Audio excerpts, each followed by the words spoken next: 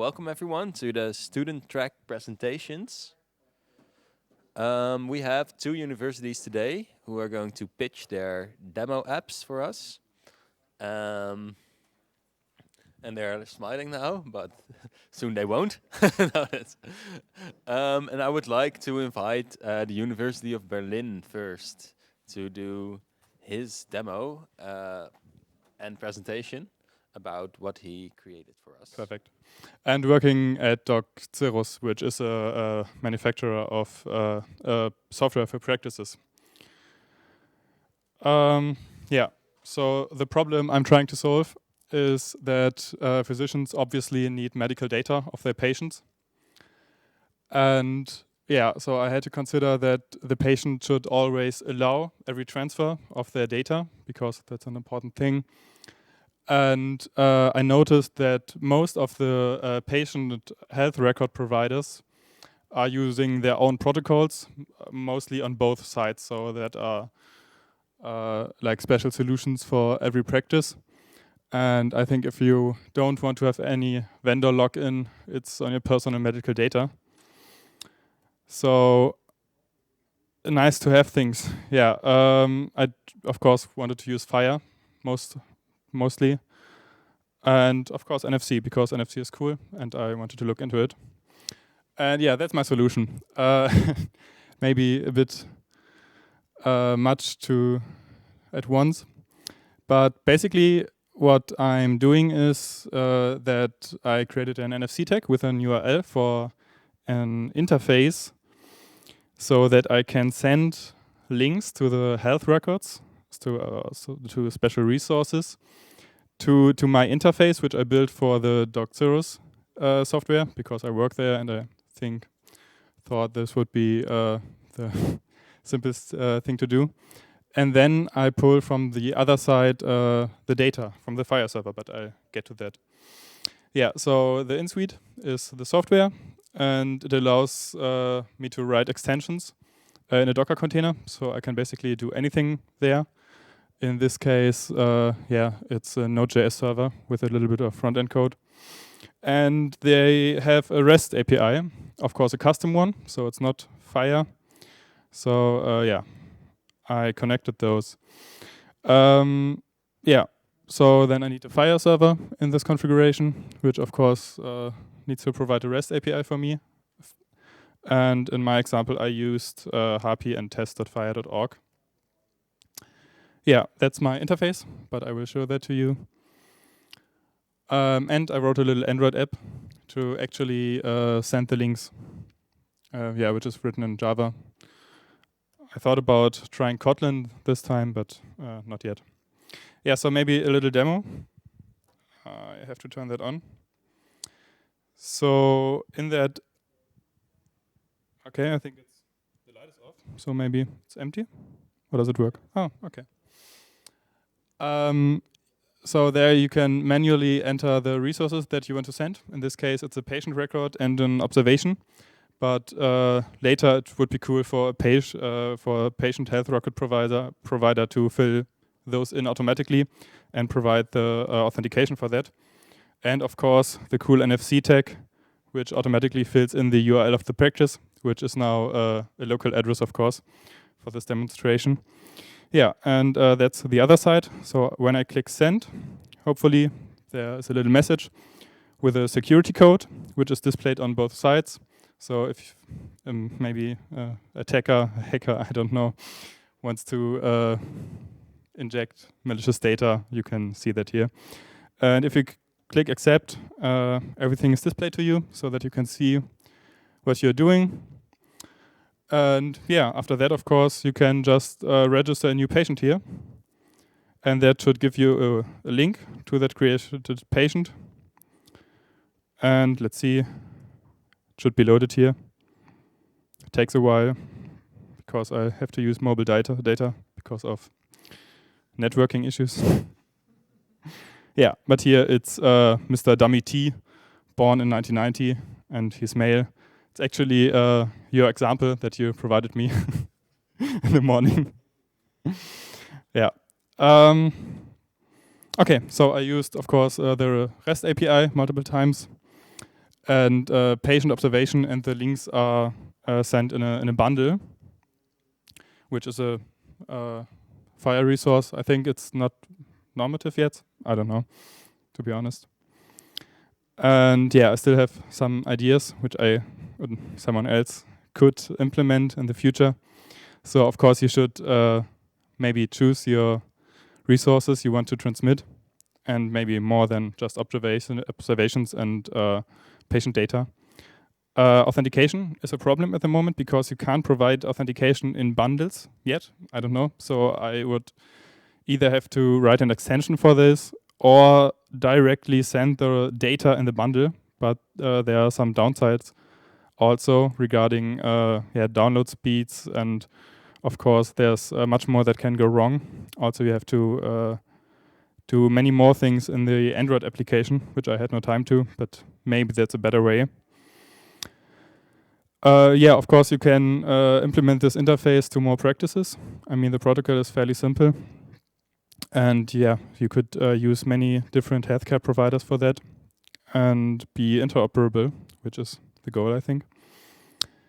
And of course, it's not only about create new patients, but you could also send data and then map it to an existing patient. Yeah, so that's another thing you could do. And I think that's all. I don't know how long it took. Okay, so if you have any questions, I'm here.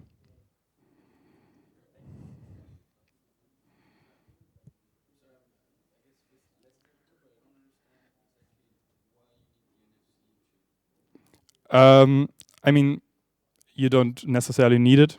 I could just type in another address actually here. But of course, it's easier if you enter practice. You don't want to enter a URL. So you could also auto-launch the app. So you just hold your smartphone against the desk. I don't know. And then, you could also, maybe another improvement, you could also ask the doctor for the fields you should fill in. So he could send you the resources he wants from your medical record, because maybe you don't know what your blood pressure record is in FHIR if your doctor wants to have it. So you could do much more things to make it more user-friendly. Yeah. The hardest part, the PowerPoint presentation, I think. I mean, I'm I'm a computer science student, so I like trying new things, and the whole NFC thing, it was the thing I wanted to do anyway. So all that visual stuff is not really my thing. So did you encounter any problems using FHIR standard? Uh,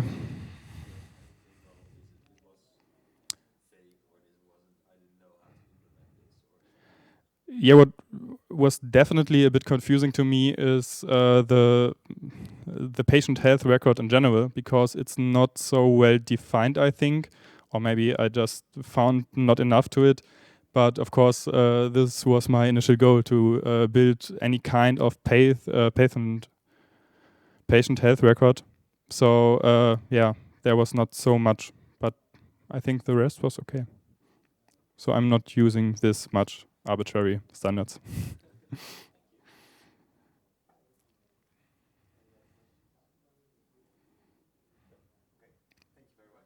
Thanks.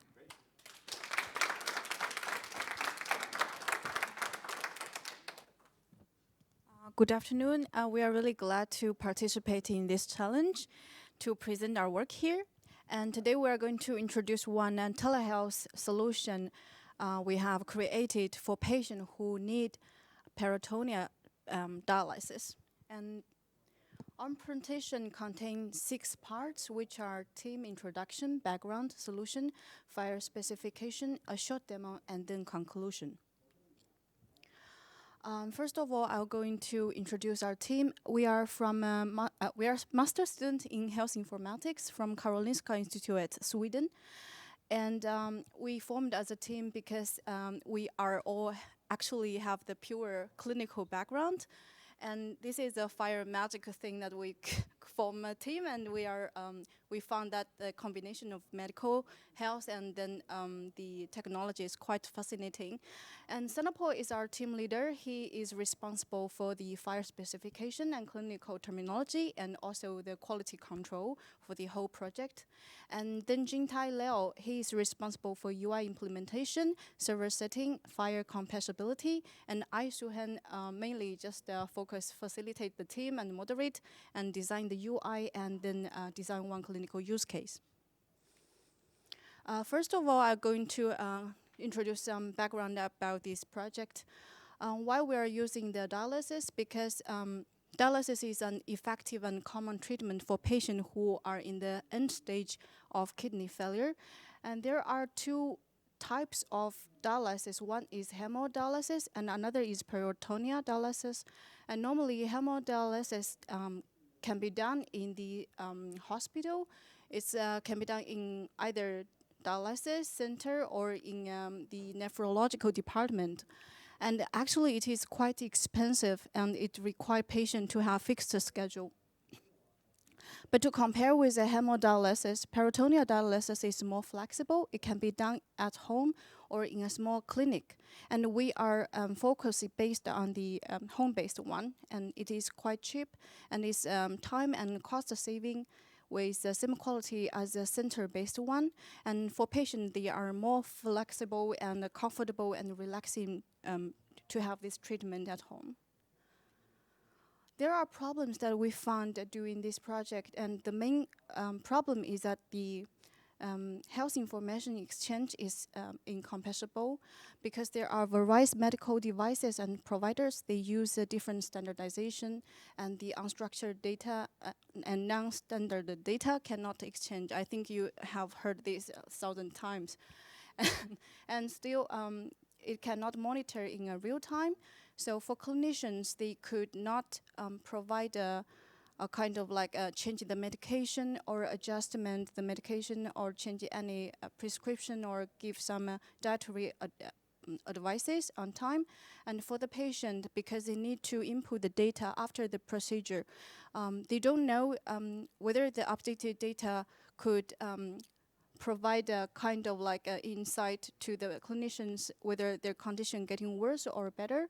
So for patients, they may feel more insecure and isolated because they cannot communicate with the clinician. So the traditional way to solve this problem is either paper-based or the home visit or either in the frequent phone calls. So we found out one solution to solve this problem, and now Leo is going to introduce that. So our solution is to develop a web-based application for patients to record their data of dialysis and to communicate the data in the formats of FHIR among various systems. And in the future version, we will embed a combination of rule-based system and machine learning model to monitor the patient in real time and provide alerts for the physician if needed. And let's look at our architecture of the product. From our user interface.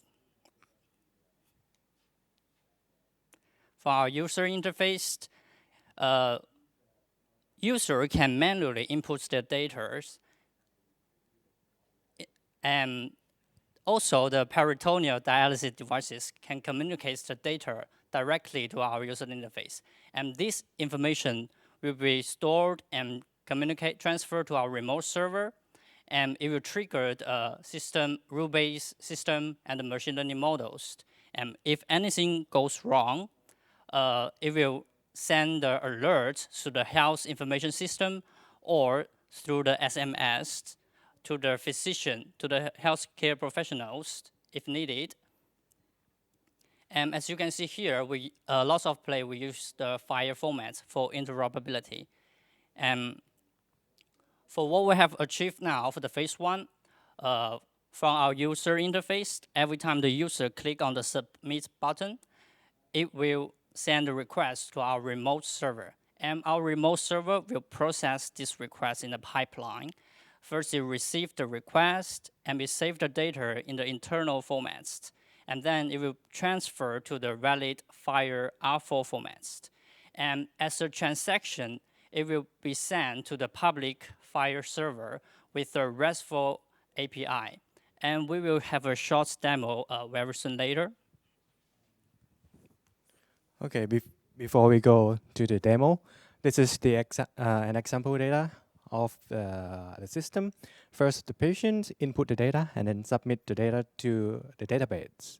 And then the data was transformed into the FHIR R4 in JSON format in a bundle structure. And this bundle structure will be sent to the FHIR server.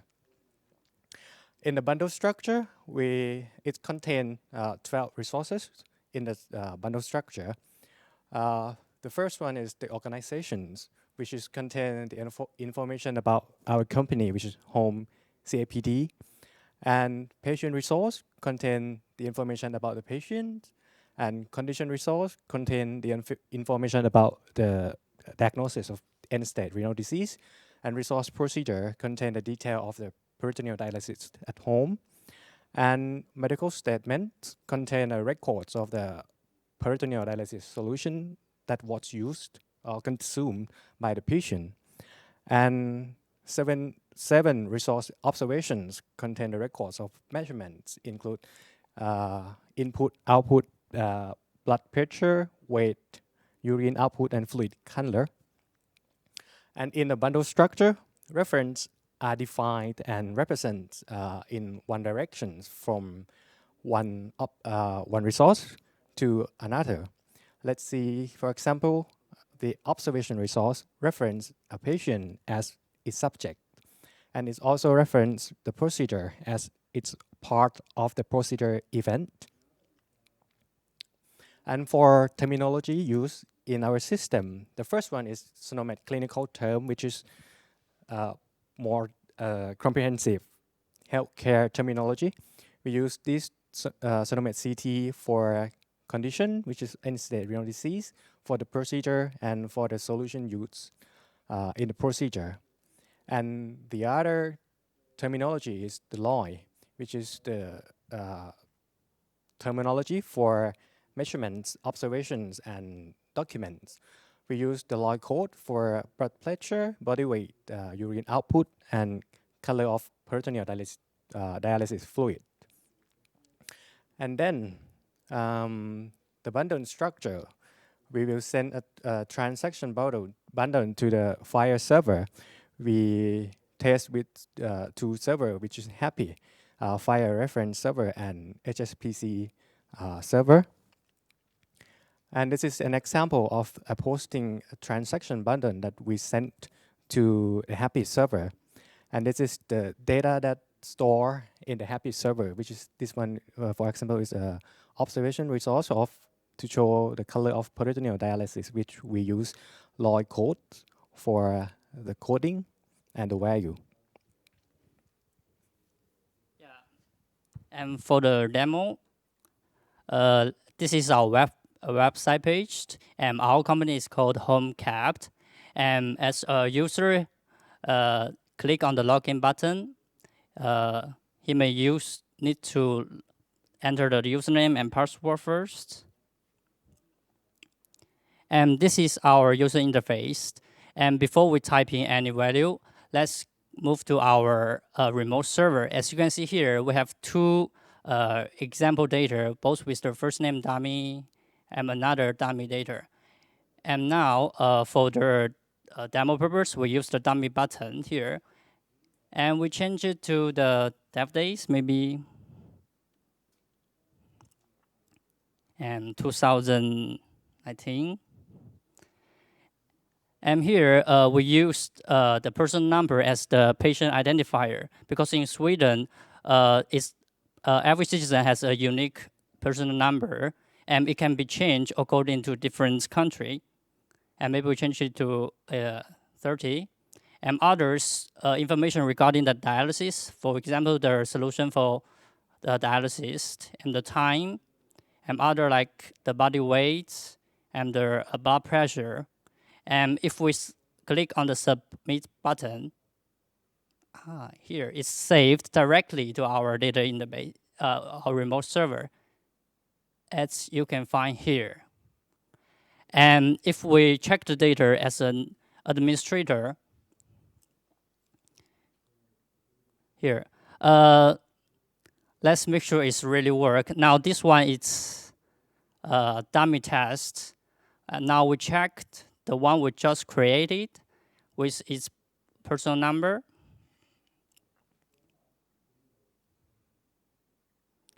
And then we search it. Now it has been changed to the one we have just created, the patient. And all the information are all stored in the correct FHIR format. Yeah, that's it for our demo.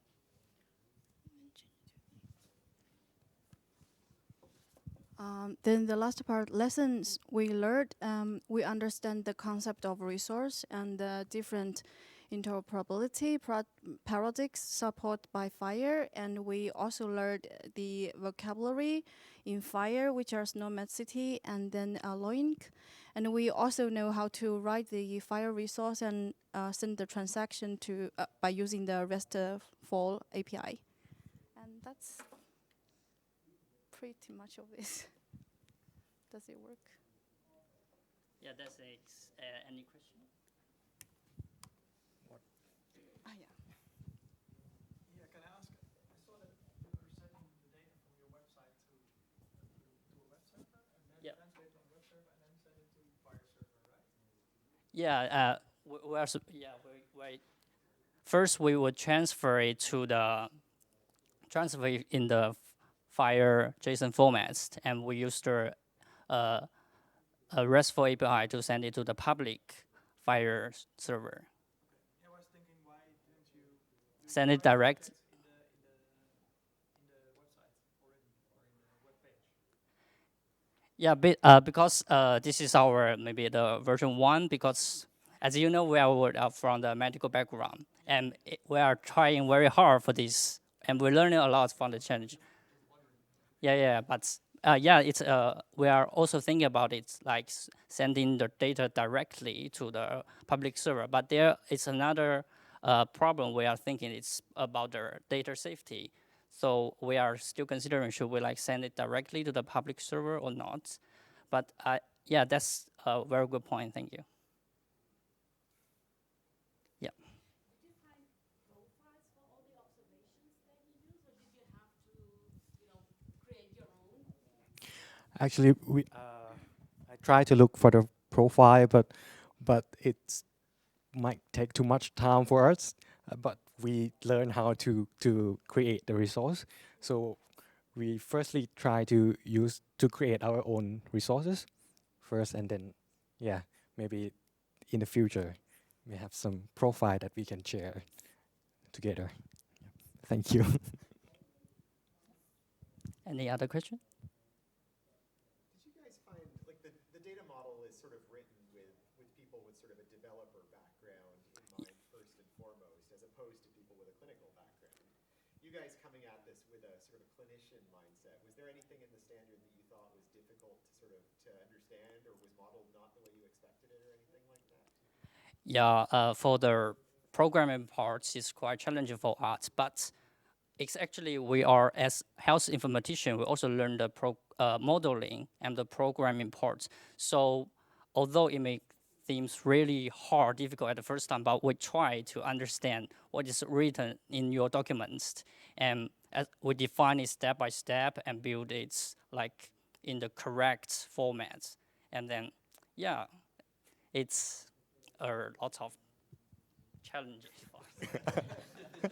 Yeah, but for me, as a medical doctor, I think for the FHIR resources and also the controlled vocabulary, it's easy and to understand. And the thing is how to code. It's more important than us. and how to communicate with the developers correctly.